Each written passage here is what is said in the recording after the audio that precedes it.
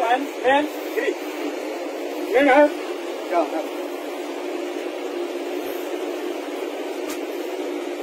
It's coming, huh? No man ya. Dumi. Ang dami, ah. Nakakabomba ba yan? Walang tao.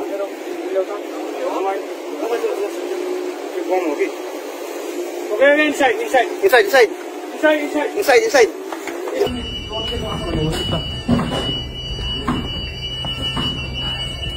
Bukas pa talaga ako. No problem. Easy. Pandarin ka na. No. Helmet na lang. Paano ba ka natin na natin agad? Good. Ano yun? Bilis. Wala yung mutawag. Itawag, min. Dito sa lahat. Akyat lahat sa break. Decimal 156 minutes. Request immediate assistance. We were hit by a bomb. Over. Please, Lord. Mata-mata lang. Sir, mata-mata lang. Tingin lang muna sa labas. Tingin sa labas para ano. Importante dito sa Tingnan nyo rin ang taas. Baka may mga drone. Wala na, lubog na. Lubog na yung pupa natin. Hindi naman basta-basta lulubog yan. Basta wala tayong ano.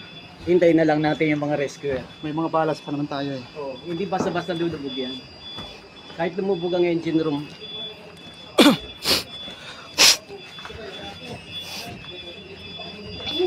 Yeah. Lord, please. Wala talaga siguro, sir.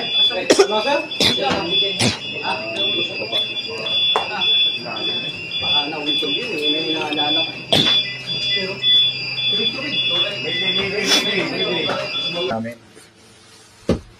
Ano, manawagan ka? Magumpukan sa isang pinaka-safe na lugar dito sa barko. Sa isang deck. Ganito ang sitwasyon namin ngayon. At maya may pumuputok, nakakatakot. Hindi kami makalabas. Sana naman aksyonan na ang pag-uwi namin. Ano, manawagan ka?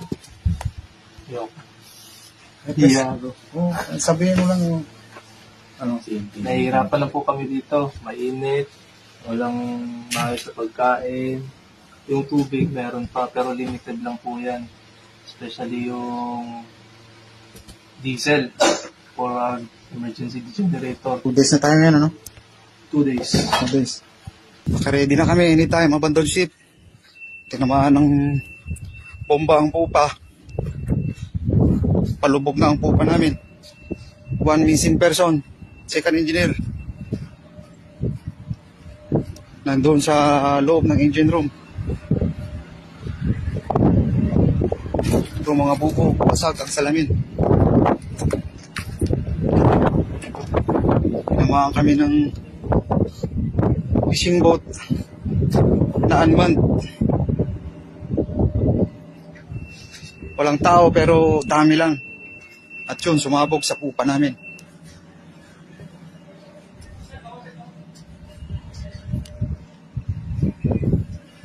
Sana safe kami lahat makauwi.